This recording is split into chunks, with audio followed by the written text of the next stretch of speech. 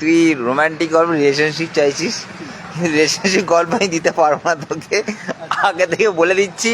কারণ রিলেশনশিপ গল্প করতে গেলে আমাকে সেরকম টাইপের তোকে লোকেশন দিতে লাগবে, দমদম পার্ক দিতে লাগবে, ওটা আমার পক্ষে করা সম্ভব না। একটা মানে মারপিটের গল্প চাইছিলাম একটা। মারপিটের গল্প আমাদের হবে না, কারণ মারপিটের গল্প করতে গেলে লোকেশন ঠিক করা দরকার, আর কলকাতা বাইরে করতে লাগবে। আচ্ছা তাহলে নেক্সট কাজে একটা ভালো মানে হিরোইন হলেই চলবে আমার, ওটাই রিকোয়েস্টটা। আর কিছু বলার নেই, একটা হিরোইন চাই, একটা হিরোইন চাই একটা।